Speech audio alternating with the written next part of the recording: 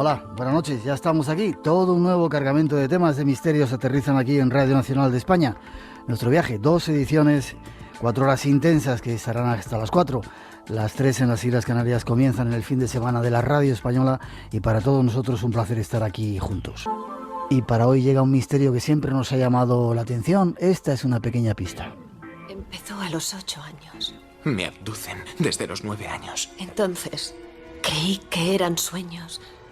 Siempre era el mismo chico. Tu abuelo era un héroe, Charlie. Igual que tu padre. Creía que había sido abducido por alienígenas. Y al final creía que venían a por ti. Han venido a por mí.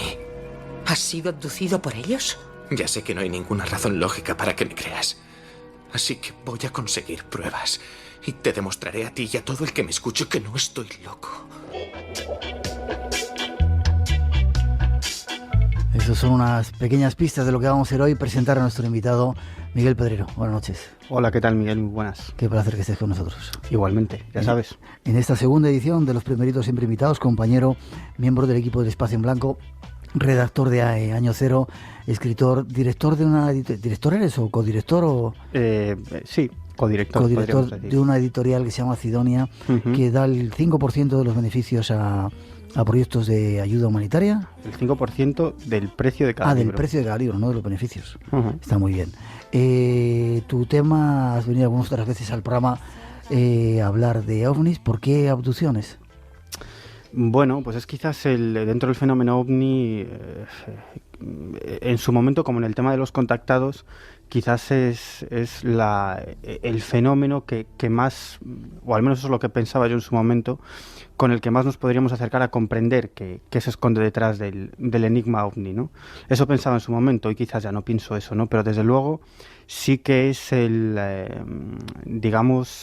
esa parte del fenómeno más terrible, ¿no? Porque los casos de contacto, al fin y al cabo, pues son en muchos casos buscados, en otros no, pero los casos de abducción, como su propio nombre indica, estamos hablando de un fenómeno o de una serie de casos que violentan al propio individuo, ¿no? O al menos en teoría. Luego habría mucho que hablar. No adelantes mucho más porque tenemos una introducción que nos va a dar muchos más datos del asunto. 900-137-137. Ojalá nunca os veáis en una experiencia como esta. Hay miles de personas que la han vivido. Nuestro invitado Miguel Pedrero la ha investigado y esta noche nos va a contar algunos casos absolutamente increíbles, ¿verdad? Bueno, ahí estamos. Detrás de esa introducción vamos con ello. Ojalá nunca tengáis que vivir una experiencia como esta. ¿Cómo es la secuencia, Miguel? ¿Qué es lo que ocurre? Porque más o menos hay una especie de guión previo, ¿no? Que les ocurre a muchos de los que tienen este tipo de experiencias. Un caso típico es un encuentro en carretera, es decir, una persona o varias personas que circulan de noche por una carretera solitaria. Atentos los que vais por ahí funcionando esta noche en las carreteras. Os mandamos saludos, que no os pase nada. Bueno, pues se decía, una o varias personas que circulan por una carretera solitaria y que en un momento determinado se encuentran con un ovni, con un objeto volador no identificado. Y bueno, en muchos casos pueden recordar algo de la experiencia de abducción y en otros muchos casos simplemente de lo que se dan cuenta es de que tienen un tiempo perdido. Es decir, hace 5 minutos eran las 10 y ahora es la 1 de la madrugada, ¿no? Bueno, esto puede ser un caso típico, pero como te digo hay muchas variantes. Y de repente ya no recuerdan qué les ha ocurrido, ven una luz que está por encima de ellos y de repente ya... Mira, hay varias cuestiones. Yo me he encontrado con algunos casos, en los que la persona te está contando un avistamiento. Es decir, estamos hablando de gente que no tiene ninguna vinculación con el fenómeno ovni, ni les interesa para nada, ni están informados de todos los fenómenos que rodean al enigma ovni, ¿no? Y yo me he encontrado con algunos casos que son los más interesantes, en los que la persona simplemente te está contando un avistamiento. Para esa persona no ha ocurrido nada más que un avistamiento. En un momento determinado de la conversación desliza una frase como, qué extraño, ¿no? Que cuando vi ese objeto eran las 10. Cuando llegué a casa, pues eran las 12 y si estaba a 20 minutos. No me explico en qué pude haber empleado esa hora y media. Pero en ningún momento, y de estos me he encontrado varios casos, piensan ni por asomo que pudieron ser víctimas de una experiencia de abducción, para nada, simplemente te están contando un avistamiento y esa cuestión extraña o rara de la pérdida temporal. Pero en estos casos, si prestas atención, te das cuenta de que aunque la persona no sea consciente, te está contando un avistamiento fragmentario. Es decir, y si quieres te comento un caso para ejemplificar esto que te estoy diciendo, ¿no? Mira, una mujer, esto ocurrió no hace demasiado tiempo. Es un caso investigado por ti. Sí. Una mujer no hace demasiado tiempo que bueno, viajaba de la ciudad de Lugo a la localidad de Villalba. No está muy lejos y bueno, en 25 minutos, media hora, cualquiera se puede poner de Lugo a Villalba. Esa carretera que hay unas rectas increíbles, ¿no? Efectivamente. Yo creo que de las rectas más grandes de España, ¿no? Sí, además sé que la conoces bien. Sí. Y bueno, deja a su hija en Lugo y enfila hacia Villalba. Y poco antes de entrar en esta localidad, en Villalba, pues se encuentra que a su derecha de la carretera surge una luz muy potente que se le echa encima, que literalmente se le echa encima. Ella nos contaba que sintió muchísimo miedo, que se asustó muchísimo, que pensaba que esa luz iba a impactar con ella, pero cuando continúa con su relato ya nos explica que la luz se alejaba hacia su izquierda, ¿no? Que la luz se alejaba hacia unos pinos y que desaparece, ¿no? Este ya es el primer elemento extraño, aunque te digo, la propia persona, en este caso esta mujer, no es consciente de lo que está contando. Cuando tú le preguntas, bueno, pero si esa luz se venía hacia ti, ¿qué es lo que ha pasado? O sea, porque luego me estás contando que ella se alejaba. ¿Qué hizo? ¿Hizo un giro? ¿Se quedó quieta? ¿Desapareció y apareció en otro lugar? Dice, no, pues venía hacia mí, me asusté muchísimo y luego ya la vi hacia la izquierda, ya alejándose a lo lejos, ¿no? Es como si faltase ahí... Un pedazo de tiempo, ¿no? Sí, como si faltase un fragmento de esa escena, ¿no? Yeah. Como si faltase algo. Ese fue el primer elemento extraño. Esta mujer dice que cuando se alejaba el ovni escuchó un sonido muy, muy extraño. Dice que era como el sonido del agua de un riachuelo, algo similar, y que le entró un gran cansancio, un gran sopor. Bueno, se recuperó inmediatamente,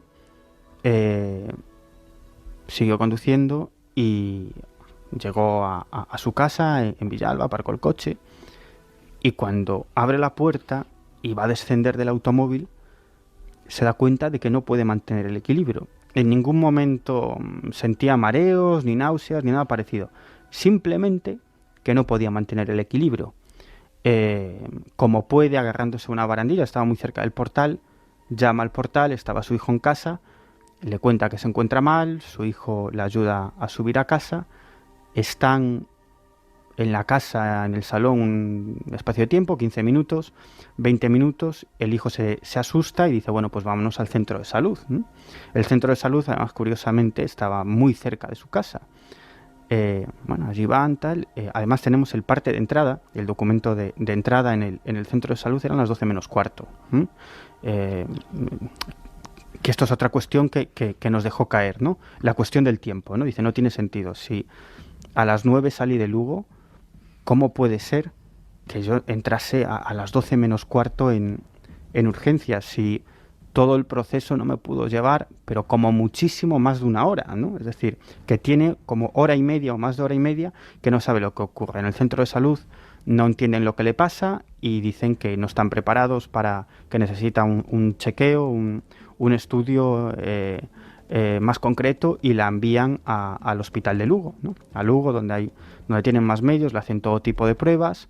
No encuentran nada, ya no se siente mareada, simplemente cada cierto tiempo ella está en una sala, cada cierto tiempo le hacen ponerse de pie y caminar. Y a eso de las 4 o 5 de la mañana, por fin logra caminar y bueno. Y este es un caso, de lo que te ejemplificaba, de que ella en ningún momento llegó a pensar que podría haber sufrido un caso de abducción. Y además hay otro elemento curioso. En ese mismo tramo de carretera, en su momento recopilamos 2 casos de avistamientos tremendamente interesantes. Uno de un triángulo enorme con una serie de luces a su alrededor, y otro 2 días después de que le sucediera este hecho a la mujer a esta mujer cuya experiencia te estoy narrando, pues también otra persona observa también un objeto rodeado de luces que le llamó muchísimo la atención. Es decir, incluso a 15 y 20 kilómetros de allí, en esa misma carretera, hemos encontrado nuevos casos, ¿no? Como si en ese tramo pasase algo especial o el fenómeno ovni tuviese algún interés en ese lugar, precisamente. Concretamente, atentos si vais por esa carretera, de Lugo a Villalba. A Villalba. Entra en contacto con nosotros 900-137-137. Espacio en Blanco, en Radio Nacional de España, con Miguel Blanco.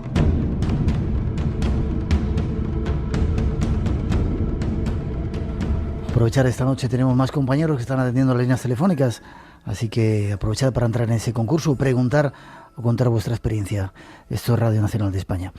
Miguel, es curioso porque también de la gente al final acaba recordando como que han sido trasladados a una especie de habitáculo, que había extraños seres, que esos seres les estaban manipulando, les metían todo tipo de instrumentos por todos los orificios del cuerpo. Es así, y es una característica de los casos de abducciones que significan secuestrados, ¿no? Sí, quizás no todos tan traumáticos como tú estás comentando, pero sí algo que se repite, un común denominador, es precisamente eso, que las personas recuerdan que están en una especie de camilla y que a su alrededor hay una serie de seres extraños que o bien les pinchan con algo o bien parecen tocarlos.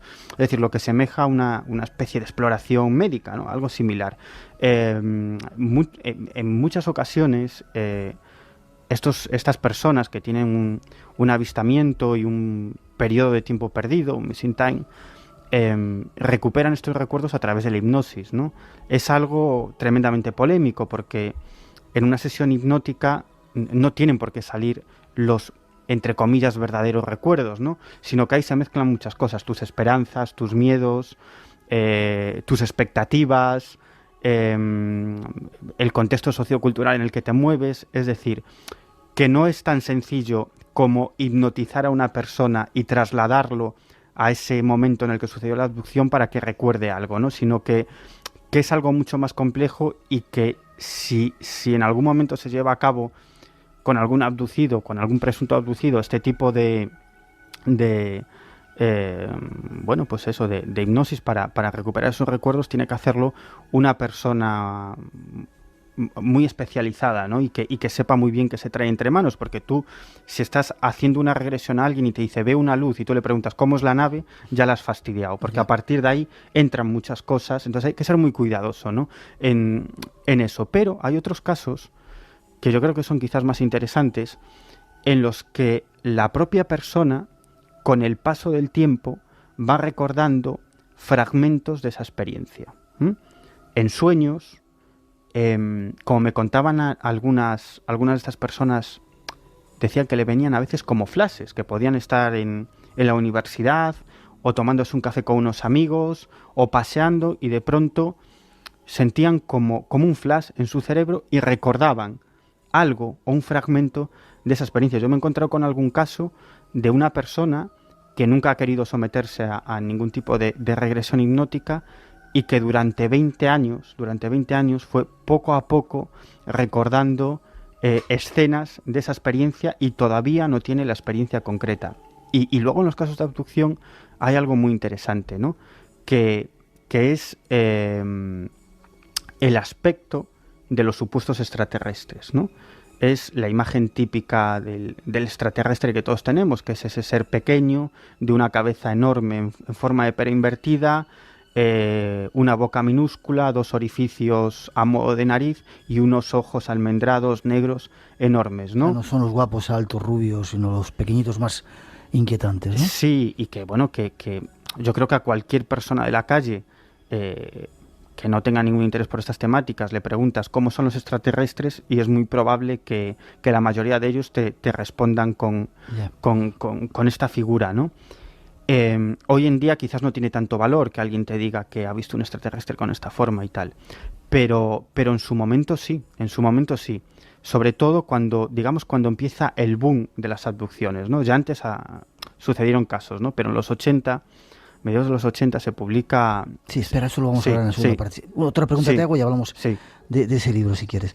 Es muy curioso porque mucha de la gente que ha sido abducida decían, comentan que antes, quizá en su niñez habían tenido ya experiencias ovnis. Es como si fuera una especie de preparación. Han tenido algunos avistamientos y luego de repente se da la abducción. Sí. Pregunto, ¿es como si estos seres estuvieran detrás, eligieran a una determinada persona para raptarla en un momento determinado de su vida? Sí, a veces da esa impresión, no solo de personas que han tenido experiencias ovni, avistamientos antes de este suceso, de la presunta abducción, sino que después de la abducción, y yo me he encontrado con algunos de estos casos, han protagonizado experiencias ovni, incluso encuentros cercanos, ¿no? Es como si de algún modo el fenómeno entrase en sus vidas y los eligiera, y la mayoría de ellos no quieren ser elegidos. Ya, 2:30, 1:30 en las Islas Canarias. Esto es Radio Nacional de España. Tenemos un concurso en marcha, 900-137-137. Si queréis participar, hay más datos que queremos daros, hablaros de ese libro y de esas inquietantes experiencias que esta noche vamos a contaros. Y atentos, vienen con sorpresas. Pues ahí están las informaciones. 5 o 6 millones de abducidos solamente en Estados Unidos, decía Hawkins, de acuerdo a ese trabajo que había hecho. Tremenda la cantidad, ¿no? Bueno, habría que ver en qué consistían esas preguntas y qué consideraba Hawkins que era un abducido, ¿no? De hecho, Hawkins suele utilizar demasiado, pienso yo, utiliza la hipnosis a veces demasiado alegremente, ¿no? Yeah. Y cualquier persona que dice que tiene un tiempo perdido, pues a través de la hipnosis, Hawkins y otros investigadores de su cuerda recuperan historias bastante increíbles, ¿no? Alguien que dice que ve una luz lejana y a través de la hipnosis pues logran rescatar historias bastante increíbles, ¿no? Y luego otra cuestión, ¿no? Hawkins parte, como muchos otros, de una idea preconcebida. Él tiene una idea, tiene una hipótesis y trata de llevar los testimonios hacia ahí, ¿no? Y yo creo que el tema es mucho más complicado. En apariencia, cualquiera puede pensar que la finalidad de estos secuestros tiene que ver con algún tipo de experiencia genética o de finalidad genética, ¿no? Como decíamos en esa introducción. Lo que pasa es que si lo ves con un poco de sentido común y con un poco de perspectiva, te das cuenta de que no tiene sentido. Es decir, no tiene sentido que unos seres aparentemente tan evolucionados, que en muchos casos de los que narra Hawkins son capaces de atravesar paredes y de secuestrar a los individuos en sus propios dormitorios, ¿no?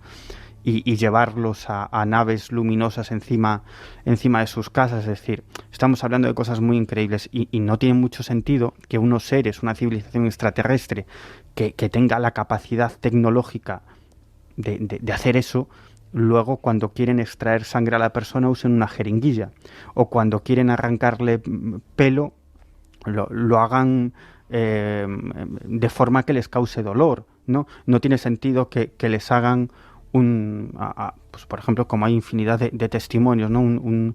Algún tipo de estudio vaginal, pues causándole dolor, ¿no? a esa mujer. Es decir, no tiene sentido que para ascender a un lugar suban por una especie de escalones, ¿no?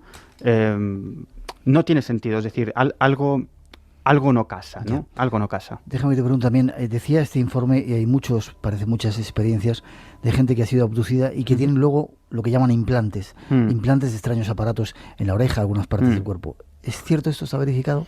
Yo en España no me he encontrado con ningún caso de este tipo. En Estados Unidos sí que hay reportados algunos casos, incluso en su momento, en el año 1992, en el Instituto Tecnológico de Massachusetts, se llevó a cabo un congreso sobre el fenómeno de las abducciones. El MIT, el Instituto Tecnológico de Massachusetts, es una de las instituciones científicas más importantes del mundo, por no decir la más, ¿no?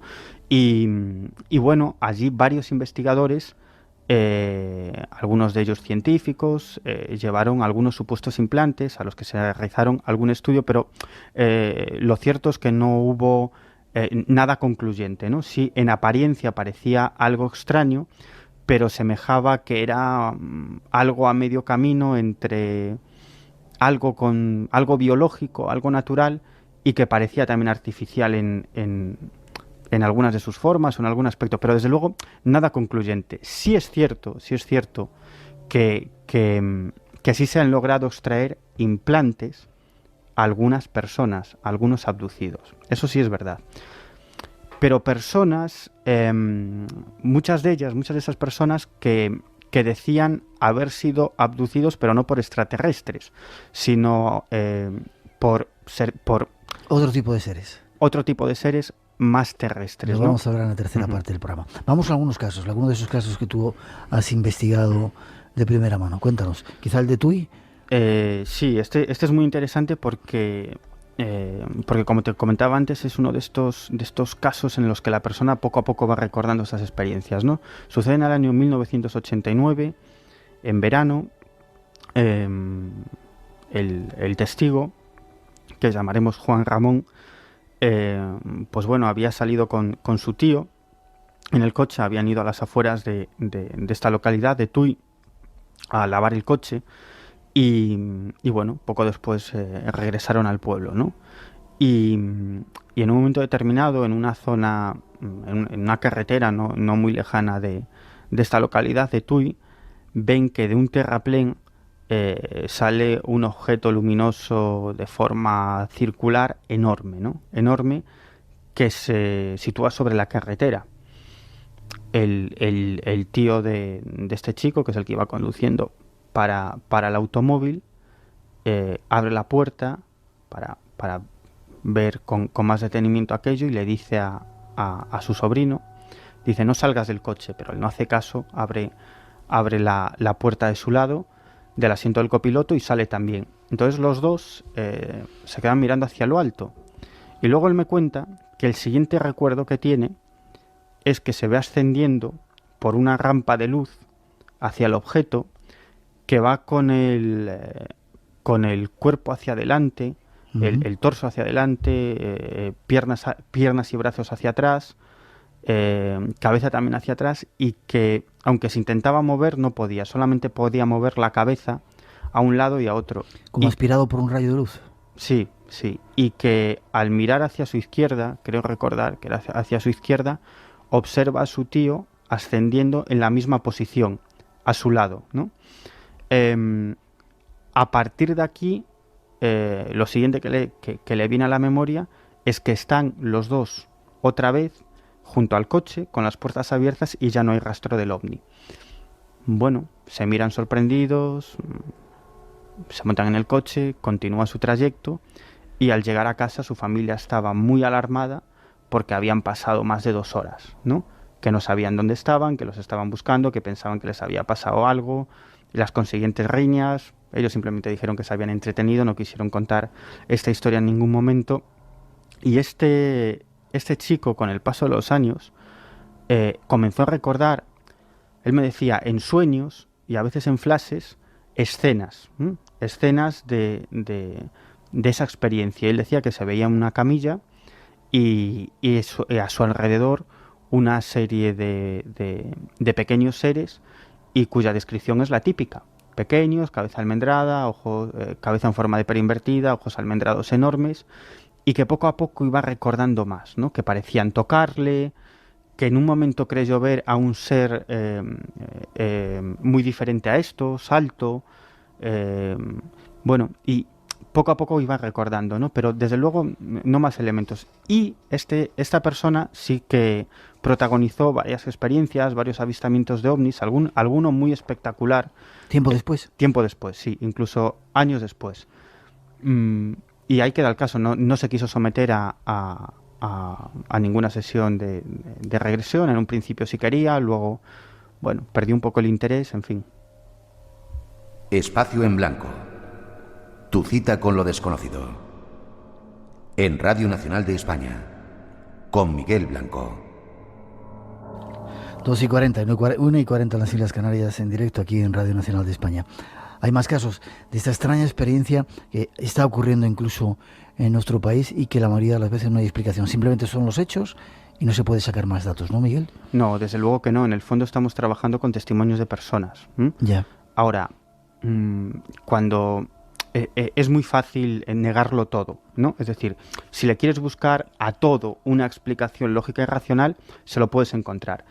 Pero cuando tienes a la persona cara a cara, hombre, uno de Gente que además no quiere nada, no quiere salir en prensa, no Para quiere salir en nada. la televisión. Para nada, y además son personas que no tienen ninguna vinculación con el fenómeno ovni y que además la mayoría de estos casos te lo encuentras de forma aparentemente casual. Ajá. Es decir, pues de gente que conoce que tú sigues el tema y te dice, oye, pues algún compañero de trabajo me ha comentado que un primo suyo le ha dicho que un amigo no sé qué. A ver, llama al primo. A través del primo llegas a esa persona y te dice, ah, sí, pues me lo ha comentado mi vecino del tercero que se llama José, ¿no? Y cuando llegas a José te cuenta esa experiencia. Te quiero decir que no es nada premeditado y que incluso en muchas ocasiones no es fácil acceder a esa persona que no quiere contar esa experiencia para nada, ¿no? Y que son gente que no tiene ninguna vinculación con el fenómeno ovni, que no sabe nada de abducciones y es más, que no siente ningún interés por el tema, que simplemente te está contando una experiencia. Entonces uno ya desarrolla un sexto sentido, un olfato, ¿no? Y sabes cuando esa persona te está contando algo que él cree que le ha pasado. Otra cosa es qué es realmente lo que le ha pasado, pero esa persona no está mintiendo, te está contando lo que le ha pasado. Vamos a contar más casos, si te parece. Y me comentaban que hoy se cumplían 20 años del caso de Conil. El 19 de septiembre ocurría ese caso también tremendo, donde aparecieron extraños seres en la playa. Más casos que hayas investigado tú. Bueno, sobre Conil otro día te cuento una historia. Para otro día, sí. Mira, te voy a contar otro caso también tremendamente interesante. Una persona que cuenta una experiencia, en principio un avistamiento, pero que como en todos estos casos de presunta abducción, hay un elemento anómalo que es esa pérdida temporal. Bueno, esta persona circulaba por una carretera cercana a la localidad de Trillo, Guadalajara, y bueno, salía con su pareja de un restaurante, iban hacia una localidad cuyo nombre voy a omitir porque así me lo ha pedido. Y bueno, el caso es que la carretera estaba en obras y deciden tomar un atajo por una carretera muy secundaria por la que nunca habían circulado, ¿no? Entonces, en un momento determinado, divisan bastante alejado de ellos, delante, en la propia carretera, una luz de pequeño tamaño, azul, como digo, bastante lejos de donde se encontraban, ¿no? Bueno, en un principio, esto es lo que me relata en un principio esta persona, ¿no? Piensan que podía ser un coche de la policía o algo similar. Esa luz pues, o se apaga o desaparece o dejan de verla y entonces observan que por el coche, por los cristales del coche entra una luminosidad enorme, ¿no? Esto era de noche, esto sucedía de noche. Y ahí observan que sobre ellos tienen un objeto luminoso enorme de aspecto triangular. Entonces se ponen muy nerviosos, la mujer empieza a gritar y él decide dar la vuelta. Como no conoce el camino, dice lo mejor es irnos de aquí por donde hemos venido e ir otra vez a la carretera general. Él intenta girar el coche y cuando está girando el coche para regresar se le cala, se le para.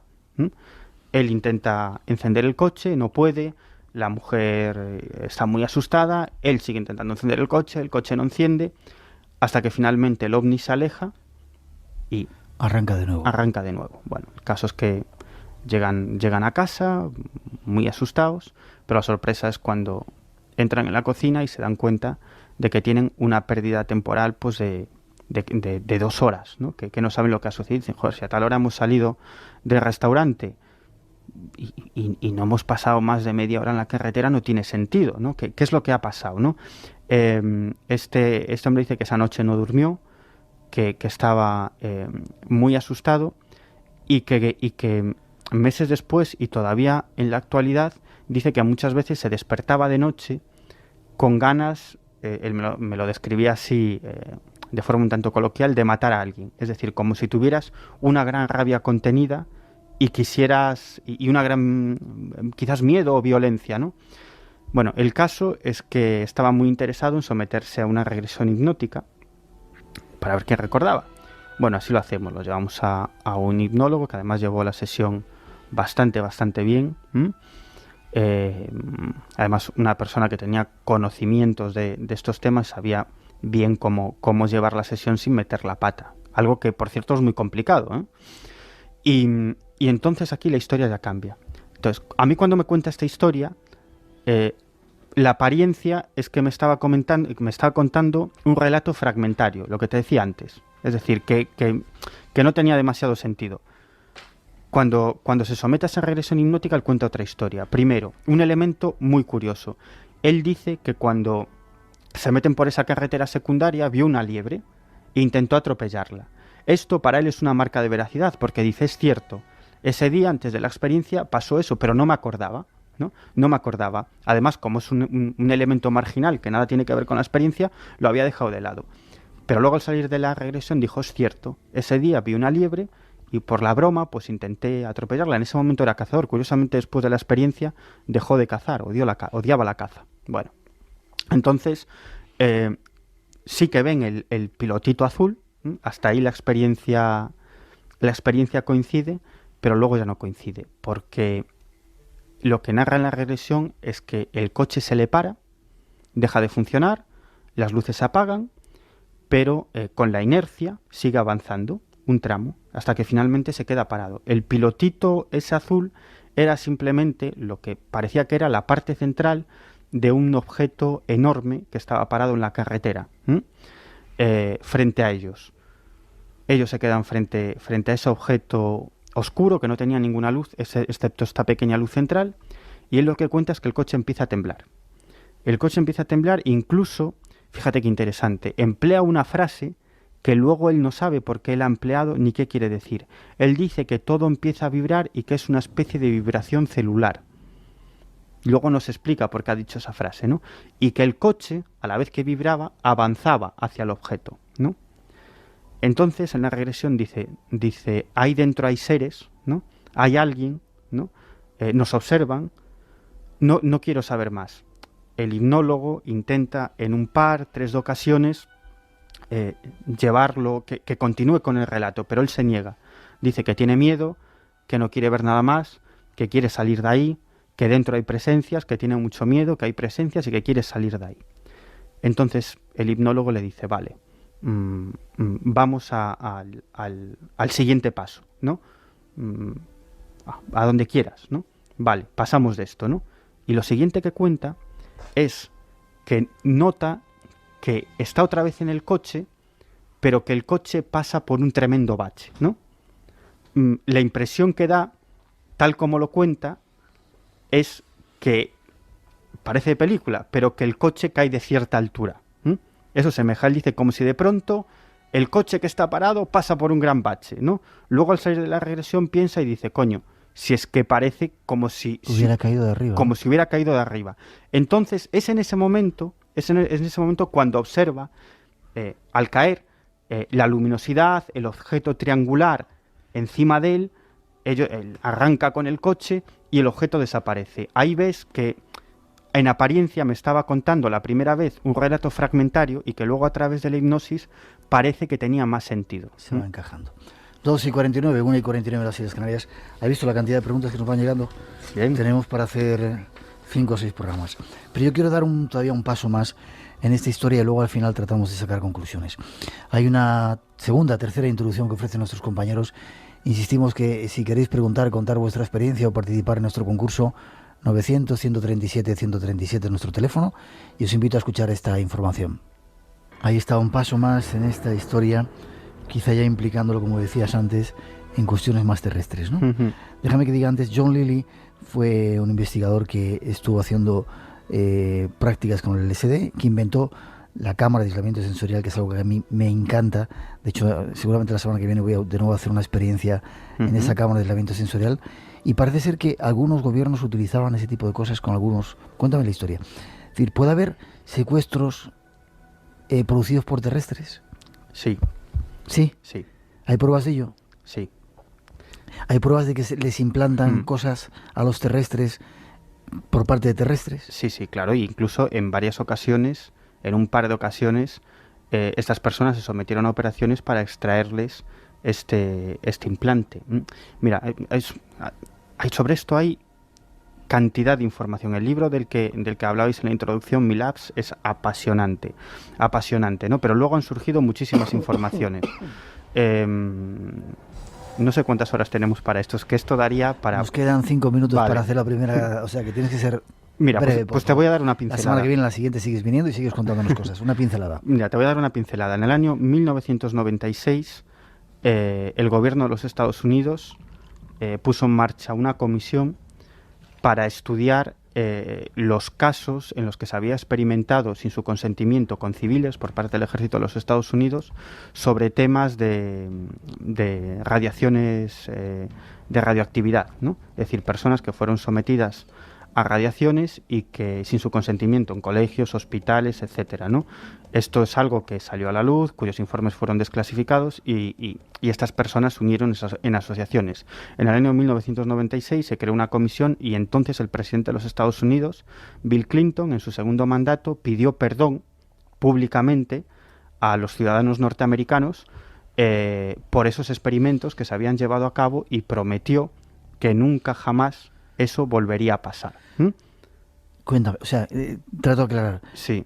Gente de algunos grupos militares, gubernamentales, se dedicaban a secuestrar a terrestres para hacer pruebas con ellos y hacer cosas. No secuestrarlos. Verás, es que ahí viene el punto de unión. No secuestrarlos, sino sin su consentimiento. Hacer cosas. Hacer cosas sobre todo experiencias de radiaciones, ¿no? De radioactividad, de ese tipo de cuestiones, en colegios, hospitales, cárceles.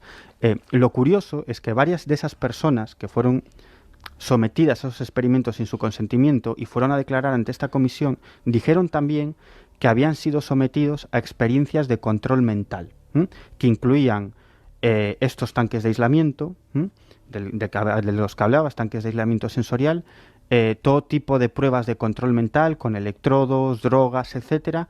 Incluso algunos de ellos declararon que les fueron implantados algunos chips por la oreja o las fosas nasales, ¿no? Curiosamente, en la misma época en que estaban sucediendo, en los que tenían lugar estos experimentos dentro del proyecto de control mental MKUltra, cuyos documentos, muchos de esos documentos han sido desclasificados, quiero decir que no es ningún secreto, que es algo público y notorio y de lo que se han publicado grandes periodistas de investigación, libros monográficos apasionantes, ¿no? Bueno, pues curiosamente, en la misma época en la que se estaban produciendo estos secuestros de personas para probar implantes cerebrales, que nada tenía que ver con el fenómeno ovni, es cuando se produce el boom de las abducciones y esas personas que dicen haber sido secuestradas por extraterrestres comentan lo mismo, que los introducen en tanques de aislamiento sensorial, que les ponen electrodos, los supuestos extraterrestres, electrodos en la cabeza, que les introducen chips por las orejas, por los orificios de las orejas o por las fosas nasales, ¿no? Entonces uno... ¿Me estás diciendo que los terrestres, algún tipo de grupo, utilizaba la pantalla de los extraterrestres para ocultar pruebas que se estaban haciendo aquí? Claro. Sí, el trabajo ya estaba hecho. Es decir, ¿qué mejor forma de ocultar un experimento de control mental? Si se ha hecho miles de veces con pruebas de prototipos militares, que se han diseminado en prensa noticias falsas, los propios servicios de inteligencia, para que los periodistas se interesaran por el fenómeno ovni, aludiendo a fenómenos extraterrestres, etcétera, cuando en realidad lo que se trataba era de ocultar una prueba militar. No es lo mismo que un periódico publique que varias personas han visto un extraño aparato militar que están probando de esta forma y con estas características que digan que han visto una nave extraterrestre. Ya. En algún otro lugar, nos queda un minuto antes de la primera pausa que tenemos que hacer para las noticias, se decía que en un determinado momento hubo muchos mendigos y gente que estaba por la calle que habían desaparecido en Estados Unidos, con los cuales también estaban haciendo extrañas pruebas. Incluso que en España se había podido localizar algunos implantes que habían metido en una muela, en un agujerito, una caries, metían ahí un implante, también hecho por algún tipo de gobierno cercano al español. ¿Es cierto? Bueno, están los documentos que en su momento publicó el diario El Mundo sobre la operación Mengele, y que está bastante contrastada, en la que era una operación de los servicios de inteligencia, del Centro Nacional de Inteligencia, entonces llamado CSIC, que consistió en secuestrar una serie de mendigos y probar con ellos unos fármacos con los que pretendían secuestrar en Francia a un jefe etarra. Creo recordar que era Josu Ternera. Y se les fue de las manos y uno de los mendigos falleció y algunos de los agentes implicados en esa operación quedaron tan afectados por las consecuencias de esa experiencia que abandonaron el servicio de inteligencia.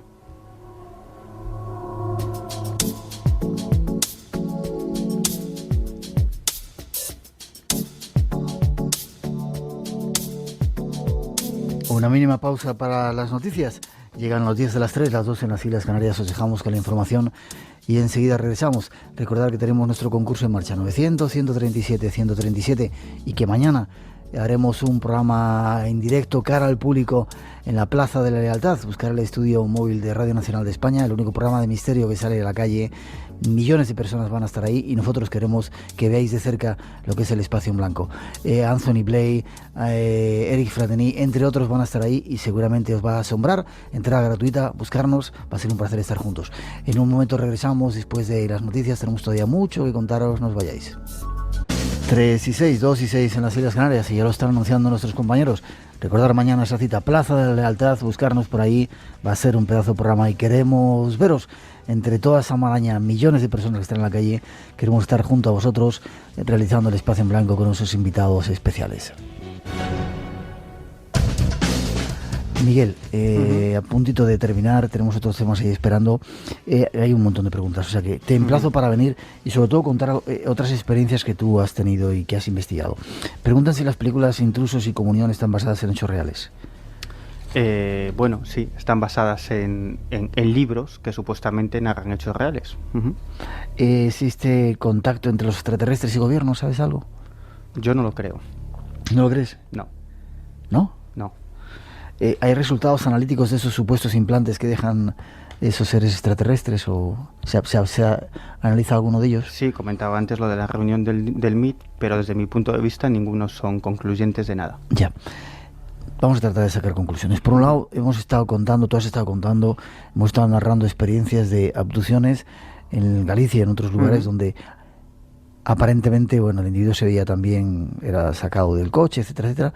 Ahí intervenían también los terrestres, porque luego has estado contando que había otra serie de supuestas abducciones en las que era toda una pantalla, se utilizaba ese fenómeno de los extraterrestres para realizar pruebas, extraños experimentos, etcétera.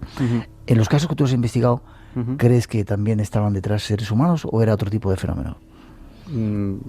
Bueno, en esto no se puede asegurar nada al 100%, ¿no? Pero desde mi punto de vista, como estos casos son tan parecidos a otros relacionados con el fenómeno ovni, de encuentros cercanos, contactos, incluso avistamientos, yo creo que estamos ante algo no humano.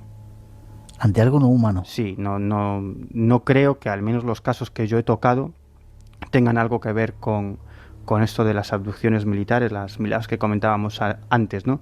Sino que tiendo a pensar, aunque como digo que nada se puede asegurar al 100% en el fenómeno ovni, pero tiendo a pensar que me encontraba ante casos de lo que podríamos llamar genuino fenómeno ovni, es decir, porque yo sí que estoy convencido que detrás de buena parte de los casos relacionados con los ovnis se encuentra una inteligencia no humana. Es decir, que hay dos tipos dentro del fenómeno de las abducciones, hay dos tipos digamos, dos ramas. Unos realmente que tú crees que pueden tener algún tipo de origen no humano, y otro que algunos gobiernos, algunos grupos de inteligencia, incluso de nuestro propio país, han estado aprovechando esa pantalla para hacer pruebas con seres. Esto que quizás algunos que nos están escuchando suena muy fuerte, que piensen que es incluso una contradicción, no lo es. Es decir, a los servicios de inteligencia, a los ejércitos, les interesa bien poco el origen de un fenómeno. Simplemente utilizan hechos y fenómenos sociales, es decir, utilizan la pantalla de las abducciones no porque crean que existen o no existen, simplemente porque es una cuestión que está en los medios de comunicación, que es conocido y lo pueden utilizar de pantalla para llevar a cabo sus proyectos de control mental o sus proyectos secretos, pero como pueden utilizar una asociación deportiva, o pueden utilizar la creencia en las apariciones de la Virgen, o pueden utilizar a los seguidores de un grupo de música. Para terminar, y aceptando que sean experiencias de seres extraterrestres, ¿qué pretenden? Quizá manipulación genética, superar algún tipo de problema que tiene la raza, nos están estudiando, ¿qué es lo que están haciendo? Yo creo que eso no. Es decir, aunque la apariencia es esa, por lo que cuentan los testimonios, como te digo, no coincide, no tiene sentido que una raza tan avanzada que pretenda utilizar esos experimentos genéticos o médicos y esas pruebas para mejorar su raza, etcétera, que es la versión que por ahí circula, sobre todo dada a conocer por la hipótesis de Bud Hawkins y otros de los de su cuerda. Yo creo que no tiene nada que ver. En el fondo es el fenómeno de abducción en el fondo es, digamos, otra cara más de ese gran poliedro que es el fenómeno ovni.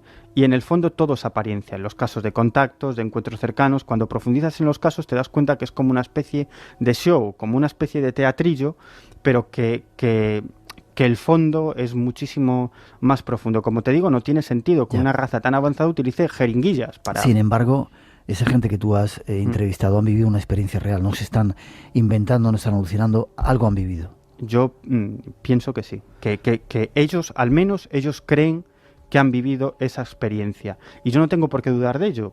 Es decir, se trata de personas que no tienen ninguna vinculación con el fenómeno ovni, que ni siquiera tienen ningún interés por el fenómeno ovni, y es más, muchos de ellos ni siquiera vinculan su experiencia a los ovnis. ¿Para cuándo una explicación? Va a dar mucha sorpresa este tema de los ovnis. ¿Para cuándo el contacto?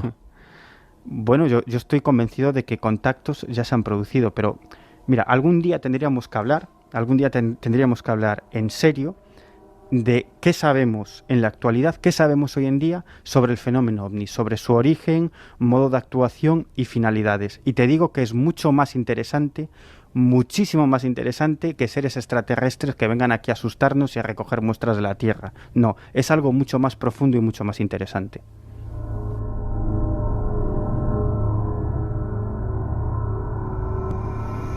Miguel, terminamos. Ya has visto la que has liado. Mira las preguntas que tenemos, o sea que te emplazo para venir a otro programa.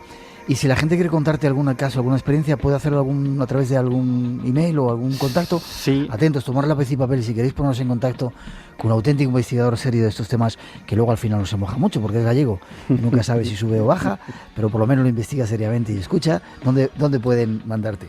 Bueno, pues a mi correo electrónico personal es muy sencillo, es Miguel Pedrero, todo junto, miguelpedrero@hotmail.com, miguelpedrero@hotmail.com. Hotmail.com.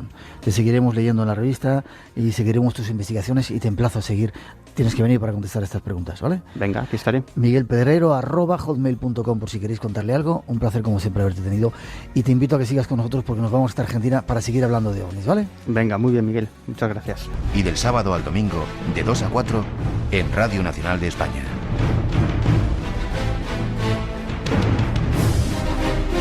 Buscamos respuestas a todas tus preguntas.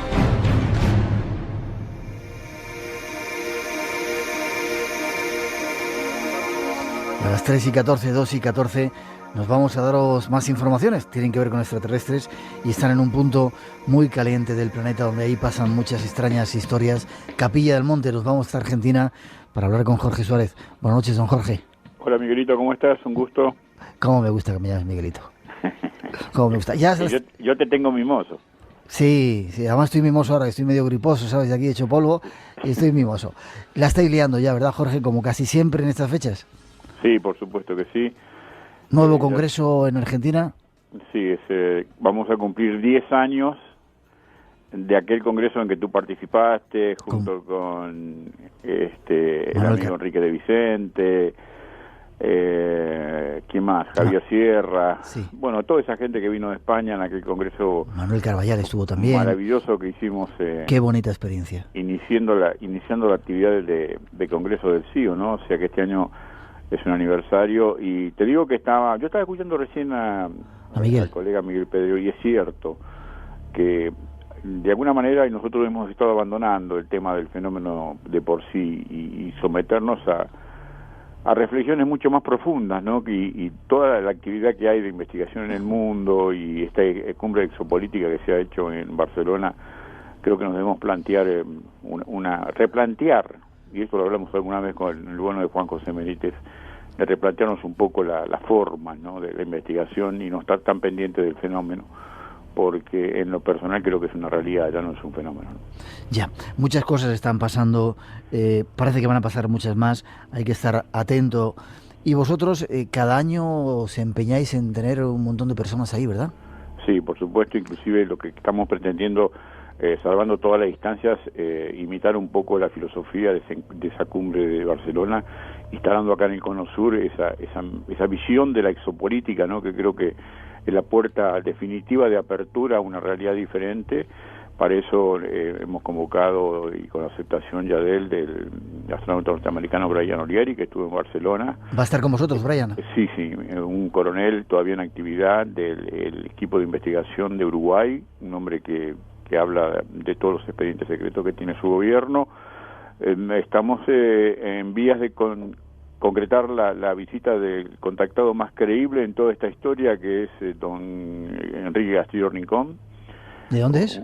Es de Costa Rica, pero vive en Bogotá. ¿Sí? Es un hombre que tuvo su experiencia a las afueras de Bogotá en los finales del 70, que luego se sometieron a un montón de investigaciones en Estados Unidos de distintas características, inclusive lo que llama el narcoanálisis.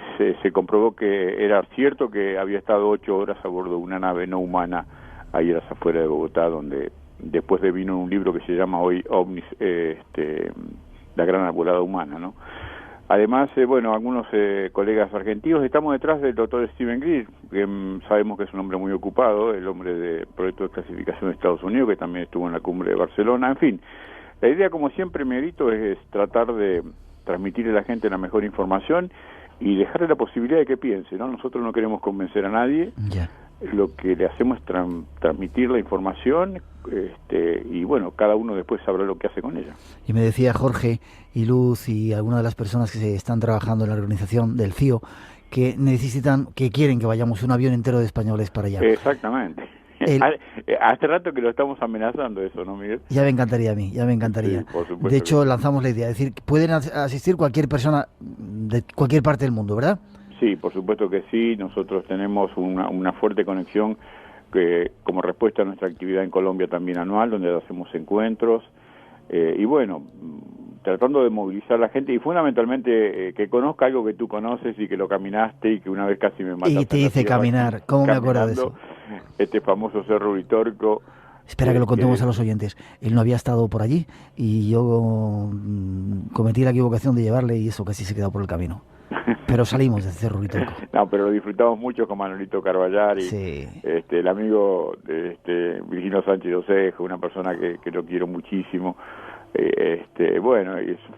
Fueron momentos inolvidables, Miguel, porque no podemos olvidar aquellas reuniones donde nosotros, más allá de lo esquemático y de lo formal de un congreso, queremos compartir con ustedes de una forma familiar, y también pretendemos que la gente que viene como oyente conviva con ustedes de esa forma, ¿no? Y eso es muy cálido, muy bonito. Toda una invitación para visitar primero uno de los lugares más mágicos del planeta. ¿Sigue habiendo actividad OVNI, visiones en el Cerro Uritorco todavía?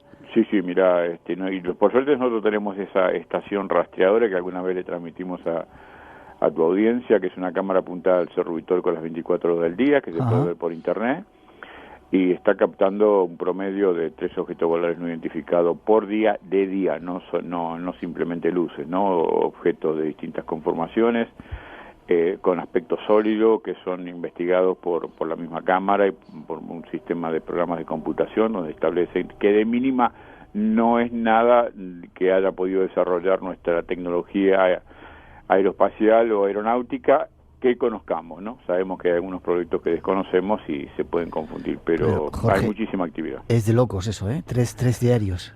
Sí, no es una cuestión de semántica ni de discurso, es algo que la cámara, porque nosotros nos podemos equivocar y hasta nos podemos inventar dentro de nuestra psicosis los avistamientos, pero la cámara ni toma ninguna cosa extraña ni se psicotiza, ¿no?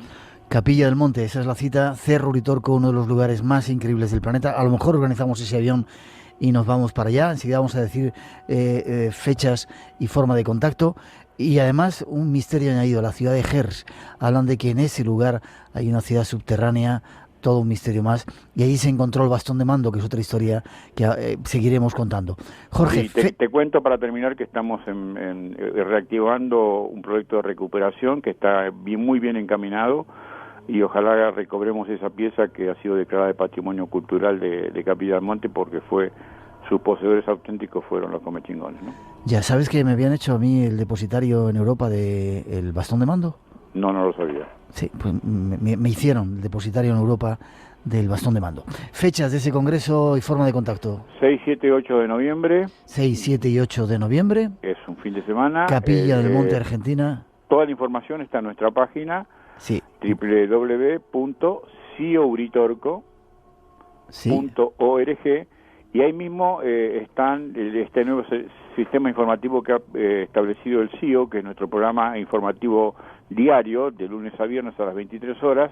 También se puede escuchar en diferido desde nuestra página, donde traemos un investigador, gracias a la tecnología de Internet, de todo el mundo, un investigador de noche, por noche, con el cual discutimos y charlamos de los temas que ellos se han especializado. Ahí está, si queréis, esa opción también de escuchar otro programa de radio online, y la dirección www.ciouritorco.org.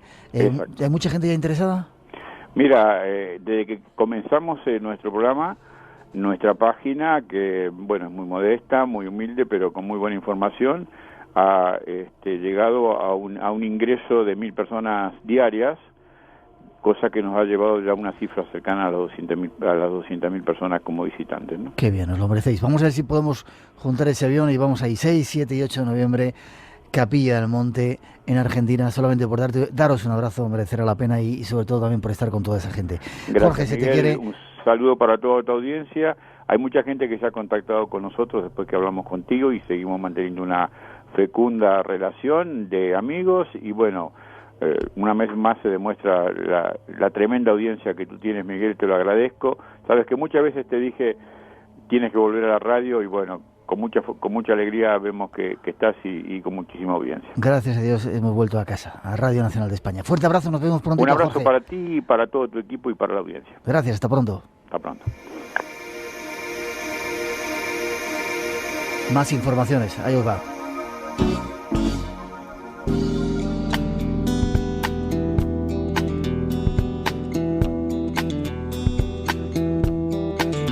Hace unos días os damos información de alguna de sus actividades. La Fundación Ananta vuelve a la carga con más actividades, de esas que remueven el espíritu y la mente. Estamos al hablar con Joaquín Tamames. Buenas noches, Joaquín. Buenas noches, Miguel, ¿cómo estás? Bien, contento de que estéis así y que seáis tan activistas. Increíble la cantidad de cosas que hacéis. Bueno, intentamos ser una gota en un océano, pero que esa gota pues llegue a los que tiene que llegar. Qué bien. Lo de la semana pasada fue en Barcelona, tremendo, ¿no? La semana pasada hicimos en Madrid Inspira Conciencia. Sí. Vinieron más de 1.000 personas al Palacio de Congresos. Yo creo que fue muy bonito. Y salimos todos muy motivados para vivir con autenticidad y con mayor conciencia, que es lo que se trata. Madrid, yo me he confundido con Barcelona. ¿Y este fin de semana tenéis otra actividad también? Este fin de semana hacemos en Barcelona el cuarto Contigo Somos Más Paz, que lo hemos hecho ya 3 años en Madrid en septiembre. ¿Sí? Y este año toca en Barcelona, lo haremos el domingo a las 11:30 en el Auditori. Y allí cabrán 2.000 personas, yo creo que lo vamos a llenar. Ya tenemos reservas de 1.000 entradas. ¿Sí? Abriremos la entrada, que es gratuita, como casi todos los actos de Ananta, o con muy poco precio, este es gratuito. Y abriremos hacia las 10 de la mañana. Esperamos que venga mucha gente, ¿sí? Me dices que es el domingo, 11 de la mañana, en el Auditori. 11:30, en el Auditori de Barcelona, en la calle Lepanto 150. 11:30, calle Lepanto 150, un acto por la paz. ¿Y quiénes vais a estar? Pues tenemos como ponentes a Federico Mayor Zaragoza, Jorge Carvajal, la hermana Genti, Joan Melé y Alex Rovira, y cada digamos presentación será intercalada por músicos. Tenemos a Luis Paniagua, que está con nosotros 3 veces, Liliana Mafiote, el Coro por la Paz, y un músico ruso con una violonchelista también de países del este. Bien, yo creo que lo que queremos es mandar un mensaje de que cada uno de nosotros podemos ser actor por la paz, de que es importante que tengamos en cuenta que la paz colectiva solo se hace con la paz de cada uno de nosotros, y que nuestra participación en ese propósito tan noble pues es importante, que no podemos bajar la guardia. Increíble y muy loable el trabajo que hacéis. ¿Teléfono de contacto, algún sitio donde la gente pueda mirar, alguna página web o algo para más información si lo necesitan? Claro que sí, la Fundación Ananta, www.fundacionananta.org, ahí hay información precisa. Sí.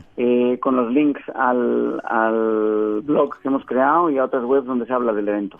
La cita Barcelona, 11:30 de la mañana, en la calle Lepanto 150, en el Auditori, entrada gratuita, pero si podéis reservar, y 2.000 personas, una forma de concienciar por la paz. Tenemos que movernos, es el momento de estar en marcha. Joaquín, enhorabuena, gracias. Seguimos informando de las cosas que vayáis haciendo. Gracias, Miguel. Un abrazo. Descansa, un fuerte abrazo. Hasta pronto. Gracias. Adiós.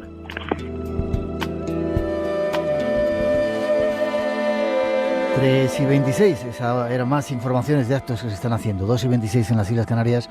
Nuestro teléfono sigue abierto, 900-137-137, por si queréis participar con nosotros. Y nos vamos a hablaros de un pueblo increíble. Los mayas van a dar mucho que hablar. Con ellos dejamos ese siguiente tema del espacio en blanco. De viaje, uno de los pueblos que más últimamente nos fascinan es el pueblo maya. En esta ocasión tenemos la oportunidad de hablar con un auténtico experto que lo conoce, que ha estado por allí y que nos va a contar cosas súper increíbles de ellos. Alfonso La Cadena. Buenas noches, Alfonso. Hola, ¿quién? Qué envidia me das. Te lo decía. Eres del Departamento de Antropología de América de la Facultad de Historia de la Universidad Complutense de Madrid. ¿Lo he dicho bien? Sí, eso es. Y además eres el director de un proyecto muy curioso que queremos dar a conocer, de inteligencia artificial para descifrar los glifos mayas. Sí, efectivamente. Es un proyecto que hemos empezado hace unos pocos años y que tiene una proyección hacia el futuro tremenda en cuanto a resultados, en cuanto a ambiciones que tenemos. Y efectivamente sí pretende aplicar estas herramientas informáticas tan poderosas que tenemos ahora. Estamos incluso implementándolas y mejorándolas en lo que es el estudio de textos jeroglíficos, que es uno de los hallazgos y legados increíbles que han dejado los mayas. Y que ahora, o sea, tras el desciframiento, sí podemos acceder a lo que es el contenido. Ya. Luego al final hablamos un poco del proyecto, si te parece. Nos damos una vuelta por el mundo maya. ¿Por qué te interesó a ti? Antropólogo como eres, historiador, ¿por qué te interesó el mundo de los mayas? Pues en realidad es una historia larga. O sea, me tengo que remontar realmente a cuando era niño y primero... Pues, o sea, es posible que con 8 o 9 años me sedujeran pues estos indios con plumas de Norteamérica, de las praderas, y desde entonces sentí un enamoramiento por América y sus pueblos y sus gentes que me ha durado hasta ahora. Y tuve esta fortuna de convertir esa afición, esa especie de sueño de niño, en esto que es ahora una profesión. Y en concreto, el aterrizar en lo que es esta civilización de los mayas, o sea, tan fascinante, yo creo que se debió a lo que fue en un momento de mi vida el descubrir que tenían una escritura jeroglífica que entonces estaba en proceso de desciframiento. Estoy hablando hace aproximadamente en torno a 20 años y aquello me cautivó y es a lo que me dedico ahora, al tema de escritura y de lengua, en concreto del caso maya. Una de las civilizaciones más increíbles que hemos podido conocer. Es curioso, Alfonso, porque nosotros viajamos mucho a Egipto de vez en cuando y ves esos jeroglíficos y te vuelves loco porque no entiendes nada. Pero ves los mayas y son ya tremendos, ¿no? Sí, es una especie de locura icónica. Además, el maya jugó siempre con lo que era el tener una escritura cuyos signos consistían en muchas ocasiones en iconos. O sea, es una escritura que, igual que en el caso egipcio, se pueden reconocer manos, piernas, hay cabezas de animales, hay objetos del mundo real. En realidad son signos de escritura idénticos a los que podemos utilizar en el alfabeto que utilizamos en latino, pero el maya siempre jugó de forma plástica con estos signos. O sea, en el caso de los mayas, igual que algunas pocas escrituras en el mundo, pues el caso de la escritura árabe o el caso de la escritura china, el maya también hizo caligrafía y jugó con este aspecto plástico y artístico de la escritura. Y fueron increíbles escribas calígrafos. Esta noche estamos proponiendo a nuestros oyentes un viaje de la mano de Alfonso La Cadena, además para dar esta noticia que nos ha llamado mucho la atención por algunos de los lugares más increíbles del mundo maya. ¿Qué es lo que más te ha llamado a ti la atención de ese mundo? Cuando vas y lo encuentras, ¿qué es lo que te llama la atención? Porque es muy curioso que una civilización tan increíble se haya desarrollado en esas selvas tan tremendas. Todas estaban ellas, lo comentábamos ahora, y es tremendo que una civilización haya podido subsistir y desarrollarse ahí, ¿no? Sí, es posible que el mundo tropical, el de la selva tropical, sea uno de los más hostiles en realidad que hay para el desarrollo de la civilización. Estamos hablando de suelos pobres, estamos hablando de lo que es un entorno incómodo, es un ecosistema en realidad frágil, que depende de precipitaciones, que depende del grado de humedad, de temperatura, y el maya fue capaz de crear en esas selvas una civilización, y es una civilización absolutamente asombrosa en lo que se refiere al número de sitios. Yo creo que el área maya, o en general México, es al igual que Italia, uno de los sitios con el patrimonio arqueológico más ricos que hay en todo el planeta. Estaban continuamente edificando, construyendo, experimentando, y consiguieron además entrar a domar lo que es ese entorno hostil, elevando campos, haciendo canales, construyendo calzadas, y fueron capaces de realmente dominar lo que es ese entorno. Según la información que tengo aquí, dice que según vuestra hipótesis, el calendario lunar maya se adaptó probablemente de una cultura anterior, entre otros motivos porque el glifo que nombra la luna permanece fosilizado sin variación alguna durante todo el periodo clásico. ¿Cuál es el origen de los mayas para vosotros? Quizá, y te voy a poner un compromiso, la Atlántida o civilizaciones desaparecidas que se desconocen. En realidad, el maya es uno más de lo que es el fenómeno cultural que se desarrolla en esa región, en ese área que se denomina Mesoamérica. Y el maya es heredero, sobre todo, de una civilización que es anterior, que es la olmeca, y realmente es el olmeca en Mesoamérica el que va a inventar un sistema de escritura, va a inventar un sistema de calendario, y a continuación se va a expandir y será utilizado por otras culturas de Mesoamérica que sucederán en el tiempo. En el caso de los mayas, ellos heredan ese calendario, heredan esa escritura, y lo que harán será desarrollarla a un grado que anteriormente era absolutamente desconocido. Es decir, que su origen serían los olmecas y no otras civilizaciones anteriores extrañas. ¿Crees en la Atlántida? ¿En posibilidad de que haya existido una civilización como esa? Realmente no conozco pruebas que puedan hablar de una Atlántida. Sí hay eso, el arqueólogo se enfrenta a encontrar esas pruebas en el registro material del pasado acerca de mundos perdidos. Siempre hay un montón de misterios, de preguntas que se quedan sin responder, y en el campo en el que me muevo intentamos el tocar siempre y el intentar ver siempre. Ya, tener pruebas de ello. Sí. ¿Es cierto que eran tan sanguinarios los mayas como contaban? Como la película que hizo Mel Gibson, El Apocalipto, que aquello era sangre por todos los sitios. Sí. ¿O no tiene nada que ver que un poco se le ha tachado esta civilización de así, de salvaje, de tremenda en ese sentido? El maya era, hablar de sanguinario, realizaba sacrificios humanos, hacía una variada forma de autosacrificios. En cierto modo el sacrificio humano era uno más. Incluso se cortaban, el pene para sangrar, ¿no? Como un atributo a los dioses. Sí, se lo perforaban, incluso por esa herida se traspasaban una cuerda, incluso a veces espinada. ¿Te imaginas? Tenían eso que pasarla, y a través del dolor se conseguía el trance, y a través del trance se conseguía esa visión o esa comunicación con el mundo sobrenatural que se perseguía.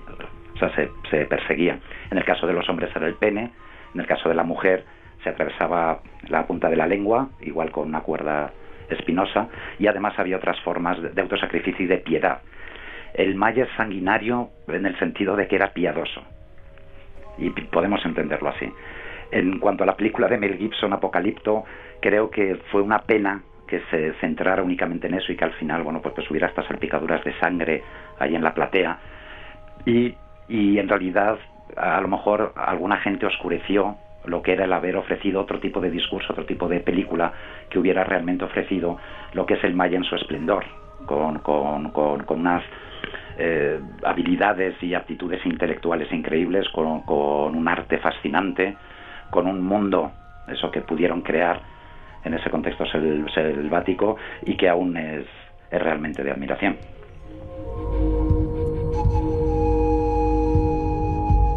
Sin embargo, me has abierto muchos campos. Mel Gibson se quedó tan tocado con esta civilización que ahora mismo él está financiando el mayor plan de excavación de América en el Mirador, en Guatemala. Sí, efectivamente, y afortunadamente está ayudando con esa financiación, que siempre en el área maya la financiación que tenemos, sea pública o privada, es poca, es tanto lo que hay que descubrir, y sobre todo en contextos como el que mencionas del Mirador, que es una ciudad inmensa. Estamos hablando de plataformas de 40 metros de alto, de 50 metros, de pirámides de 60 metros de alto, en un contexto selvático en el que realmente es complicadísimo excavar. Ahí hace falta una financiación fuerte para realmente empezar a arañar un poco y poder encontrar el estrato en el que se encuentran las respuestas a las preguntas. Te he contado que una vez que íbamos ahí, son rutas a caballo caminando por la selva, ¿verdad? No hay modos de comunicación, o en helicóptero te lo haces caminando y es una pedazo de aventura, ¿eh? No, sí, y además una selva que le comentaba hace poco un amigo, que la contemplación de la selva, esa inmensidad verde, que realmente impresiona tanto como el mar, es otra inmensidad y hay que tenerle el mismo respeto que al mar. Cierto. Realmente. Te iba a preguntar si te habías puesto en Tikal, en la pirámide, en la de Vino, ¿se llama? O no, el templo 1, el templo del jaguar. El templo del jaguar. Sí. Y miras la selva, qué imagen tan increíble, ¿verdad? Al amanecer o al atardecer. Sí. Cientos, miles de kilómetros hasta todo cubierto de selva, y sobre todo con la gran cantidad de misterios que todavía se guardan ahí, porque hay un montón de ciudades que dicen que están todavía tapadas. Sí, es continuo. O sea, yo creo que en el área maya los investigadores estamos acostumbrados a permanentes sustos, a shocks de investigación, a hallazgos, a desciframientos, a lecturas. Están continuamente apareciendo edificios y pirámides, incluso ciudades enteras. Hay zonas en el área maya aún sin explorar convenientemente. A veces incluso desde satélite avisan que en ciertas zonas han encontrado calzadas o parece que hay restos de canales, y enseguida acude una exploración y efectivamente acaba encontrándolas. El área maya es realmente una tierra de sorpresas todavía. En Tikal creo que nos encontramos con un grupo de arqueólogos españoles que nos mostraban lo que eran las pirámides, y no parecía una pirámide, era como una montaña que ya había sido absorbida por la selva. Los árboles salían de mitad de las rocas. ¿Cómo se puede, cuando vais por ahí, a diferenciar una ciudad de lo que es la montaña propiamente? En general, en el área maya, además que es una zona tan plana, o sea, estamos hablando del área maya de tierras bajas, no el área de volcanes, por ejemplo, en Guatemala o en Chiapas. Ya.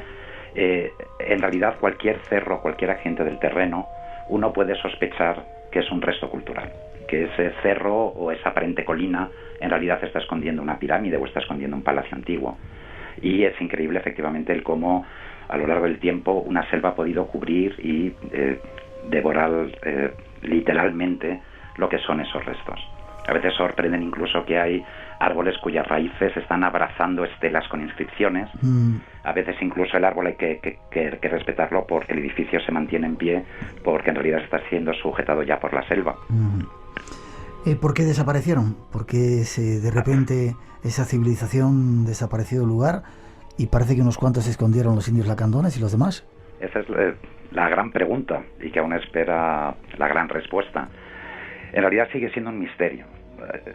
Ha habido excavaciones o investigaciones en distintos sitios, han ofrecido en realidad una serie de respuestas que sirven para a lo mejor lo que es un sitio en particular, pero que es complicado extrapolarlo a lo que es el resto del área maya.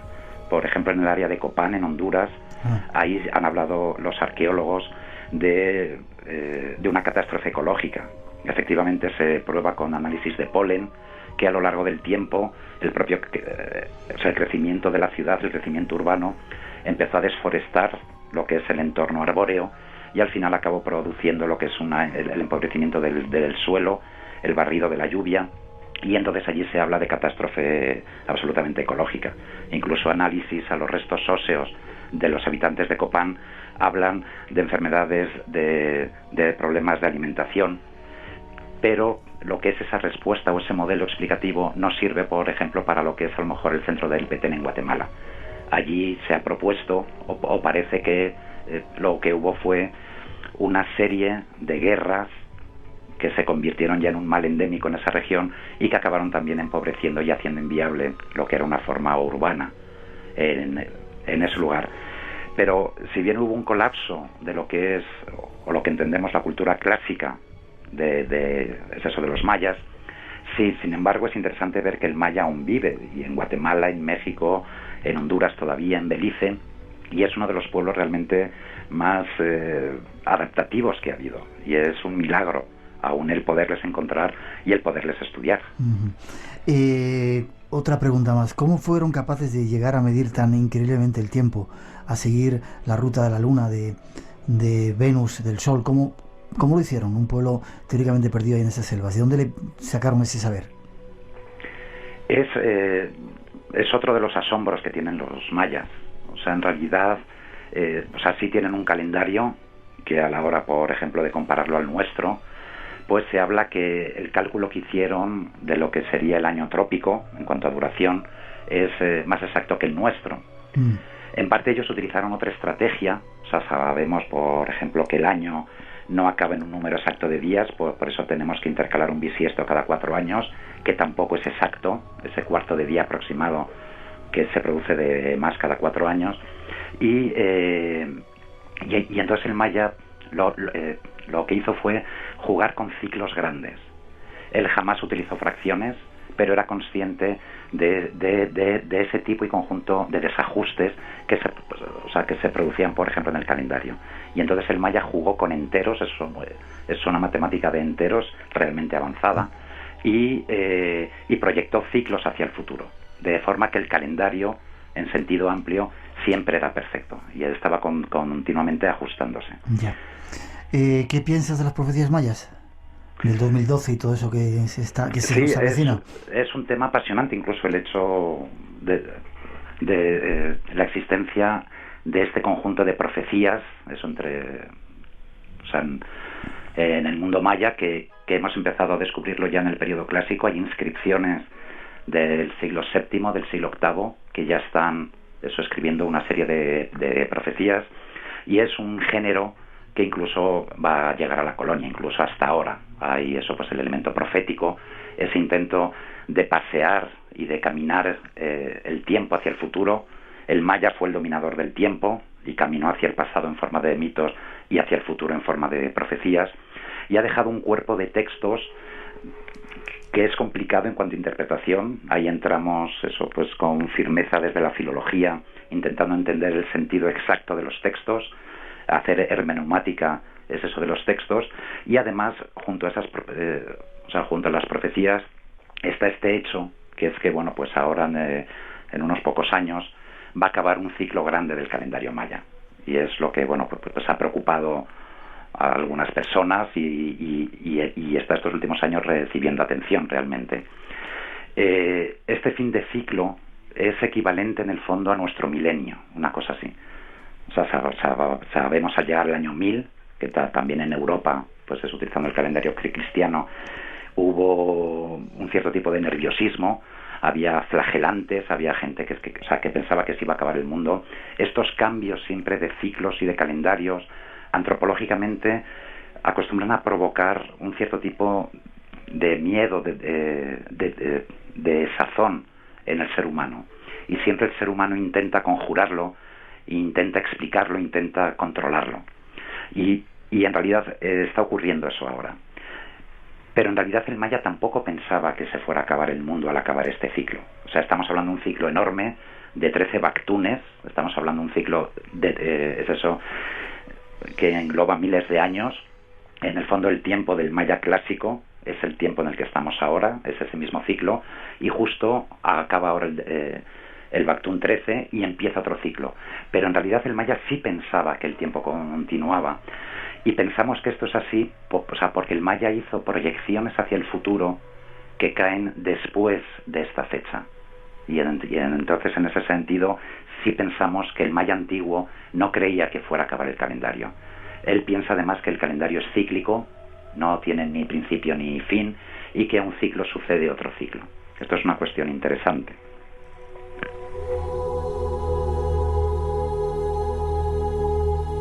Te vamos a fichar para que vengas al programa a hablarnos muchas veces de los mayas. Cuando queráis. La última pregunta, antes de entrar en esa noticia que queríamos dar. En los glifos esos que habéis analizado, es decir, en esa escritura que hay en las piedras, en vasijas, ¿hay alguna referencia a seres de las estrellas, seres que hayan venido de otros sitios? No tanto a seres que vengan de fuera, pero desde luego lo que es el firmamento maya es un firmamento animado. Hay animales, hay estrellas con formas humanas, hay una serie de mitos y de mundos que se desarrollan arriba. El maya piensa que el cielo está compuesto de 13 capas, y en estas capas están ocurriendo mitos, están interactuando una serie de seres. Y en cuanto a llegada explícita que encontremos en textos, es cierto que tenemos un corpus de inscripciones amplio, pero no completo. Pues de momento así explícitas referencias no aparecen así en textos. Es una información más de tipo político, ritual. Ya. Te iba a decir que era la última pregunta, pero no. ¿Qué ciudades mayas has visitado para que nos des un poco de envidia y preparar el viaje que vamos a hacernos alguna de ellas?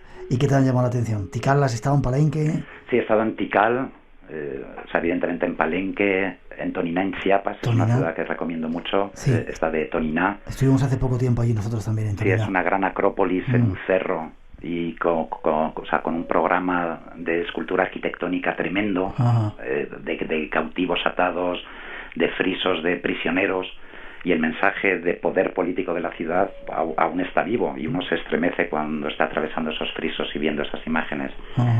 He estado en Petén, una zona que recomiendo enormemente es el área del Petén, sí. Eso está en Guatemala, y ciudades como Aguateca, Dos Pilas o Punta de Chimino, Altar de Sacrificios, ya en el entronque con el Usumacinta. Es una zona hermosísima de selva alta todavía, en algunas zonas aún se conserva. Además, el trayecto de visita a las ciudades es a caballo o es en cayuco, que hablan allá, en canoa por el río Pasión, y esa es una zona realmente preciosa. Y además de ver arquitectura y ruinas, pues es una zona riquísima en lo que son estelas, inscripciones y relieves de la escultura monumental que aún queda en los sitios. He estado en Copán, en Honduras, en sitios de Belice. He estado como epigrafista, como entendido en inscripciones jeroglíficas mayas, pues en proyectos, por ejemplo, en uno hace poco que terminó hace unos años en Machaquilá, en Guatemala, con un equipo de la Universidad Complutense de Madrid, con Andrés Ciudad y Pepe Iglesias y Jesús Adánez, y ahí era increíble, pues el entorno en el que estábamos también de selva, en una frontera realmente de civilización. Había zonas con asentamientos, estábamos en una aldea de ganaderos, que hace 40 años se había abierto a la selva, se empezó a roturar el terreno y se introdujo el ganado. Y era una zona en la que estábamos ahí sin electricidad, sin agua corriente, acudiendo al río a lavarnos con los chiquillos, pues que se arremolinaban alrededor, y una zona hermosa en cuanto a interesante y en cuanto a dura también. He estado en otros sitios del norte de Yucatán fascinante, en Chichén Itzá, en Uxmal, en Cabaj. Vale, no nos digas más, qué envidia. No, hay otros sitios. No, es una zona increíble y recomiendo a todo el mundo que acuda desde luego a disfrutarla. Bueno, pues estábamos planeando un viaje a México y estábamos hablando también con Alfonso, igual algún día nos escapamos con él. Alfonso, lo curioso es que la noticia ha saltado y de repente inteligencia artificial para descifrar los glifos. Un diccionario virtual de términos mayas con métodos de inteligencia artificial para descifrar la escritura estará disponible en Internet a partir del 21 de septiembre. Explícame cómo habéis hecho esto. Es un proyecto que en realidad es una continuación o aprovecha lo que es una semilla fundamental que empezó hace unos años en el Consejo Superior de Investigaciones Científicas el profesor Jesús Luis Cunchillos. Él habló, incluso acuñó el término de hermeneumática, que es hermenéutica informática. Y él, como especialista que era en escritura ugarítica, eso del Próximo Oriente, se planteó en una época en la que apenas estaban empezando a aplicarse estas herramientas informáticas a lo que era el tipo de investigación en filología o en arqueología antigua. Él, con una visión que tuvo de futuro increíble, empezó a aplicar y se empezó a construir, a desarrollar una serie de herramientas informáticas que permitieran ayudar a lo que era el trabajo del filólogo, el epigrafista, en su tarea de investigación de los textos. Desde el principio, el profesor Cunchillos ya se planteó que esto en realidad tenía que ver con lo que era inteligencia artificial. El objetivo de los especialistas en informática, en computación, es el poder algún día hablar con un ordenador, en vez de teclear unas órdenes que dé una respuesta que en realidad se le ha enseñado, con anterioridad a la máquina. Se pretende que el ordenador empiece a pensar y para poder hacer el pensamiento inteligente es preciso que hable. Para enseñar a hablar a un ordenador hace falta que entendamos al principio lo que es el proceso del lenguaje. Y en este sentido es cuando entronca el filólogo, y en este caso el que está incluso con escrituras antiguas, entronca con el trabajo del informático. Aprovechando ese trabajo en hermeneumática, empezamos a hacer este proyecto con escritura jeroglífica maya, y al principio el resultado es el diccionario, que estará a disposición del público enseguida en Internet, y esto es únicamente un primer paso, el ofrecer el vocabulario, el diccionario de términos, de inscripciones, en qué sitio aparece, y esto es un paso que tiene que ver con el análisis ya en profundidad de sintaxis, de morfología, y además otra serie de ramificaciones que hay en el proyecto, como por ejemplo está el tema de semiótica computacional, de teoría del signo, y ahí entroncamos ya con el tema de inteligencia artificial. Y estamos pues absolutamente entusiasmados, o sea, con el proyecto y ya con esta serie de resultados que estamos obteniendo. Es decir, que vamos a poder, ya veis de alguna manera descifrado la escritura maya, los glifos mayas, ya se entienden, ¿se sabe lo que quieren decir? Es una escritura que ya en cuanto al desciframiento se lee, ¿sí? Eso, por una serie de trabajo que hubo estos últimos años, y ahora estamos pues en el proceso de entender su gramática, esa lengua o lenguas que han aparecido en las inscripciones, y que a partir del conocimiento en profundidad de sus de esta gramática se puede empezar ya realmente a traducir y a entender textos. Qué curioso. En ese proceso estamos. Y dices que dentro de poco estará en Internet. Hay una página web, ¿la quieres, para si nuestros oyentes están interesados en poder buscar descifrar los glifos mayas mediante inteligencia artificial y mediante ordenadores? Sí, habrá efectivamente acceso, o sea, en WOH, o sea, UOOH, WOH es jeroglífico en el idioma antiguo maya, y .org, ese es el www.uooh.org, wow, que significa glifo en yucateco. Qué curioso. ¿Para cuándo nos vamos a ese viaje, Alfonso? ¿Cuándo vuelves tú para allá?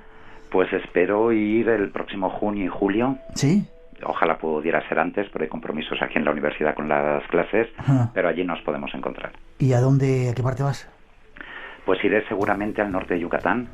Estoy de epigrafista en una ciudad que es Ekbalam. Sí. Es una ciudad que ha ofrecido en estos últimos tiempos un montón de inscripciones, y además un sitio absolutamente desconocido que ahora está empezando a ofrecer información a expuertas, y ahí estoy de epigrafista y espero estar por allí. Te tomo la palabra, Alfonso. Pues allí estaremos, además está cerca del Mar Caribe. Sí, te tomo la palabra. De hecho, pensábamos ir por esa zona, por el Yucatán, te tomo la palabra. Enhorabuena por el trabajo, que ojalá se puedan dar estas noticias en la radio, se pueda contar que la cultura se va desentrañando misterios antiguos. Y enhorabuena para ti y todo el equipo, y espero verte pronto. Gracias, hasta luego. Un fuerte abrazo, hasta luego. Gracias, un abrazo. Otra de las ideas del Espacio en Blanco, marcharnos dentro, si puedo, el año que viene ya, a hacer una expedición por México. Nos esperan chamanes, personajes como el que acabáis de escuchar, profesores de universidad, antropólogos, gente súper interesante que nos va a abrir las rutas de esos señores del tiempo, desde el pueblo maya en mitad de la selva. No os lo perdáis si podéis. Y teníamos un concurso, dar las gracias a los cientos y cientos de personas que nos llaman cada semana, pedir disculpas si no somos capaces de atenderos a todos, y los ganadores han sido María Estrella Ranz de Madrid, Manuel García de Zaragoza, Héctor Martínez de Almería, Julián Rubio de Burgos y Mari Carmen Alonso de Ávila. Enhorabuena, nos pondremos en contacto con vosotros y recibiréis ese premio.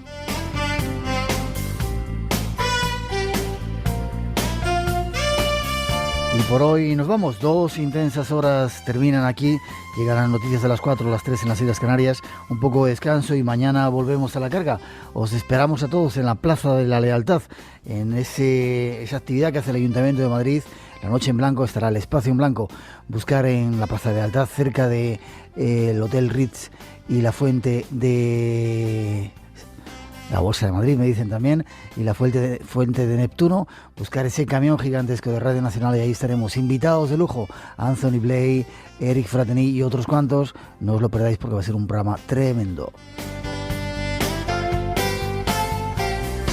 Disfrutar del fin de semana, llega el otoño, abrigaos, y no os perdáis las próximas ediciones del Espacio en Blanco, que van a ser apasionantes. Y ahora hasta las 4, con nuestra gratitud, os dejamos con un poquito de nuestra mejor música. Cuidaros, ha sido un placer estar juntos.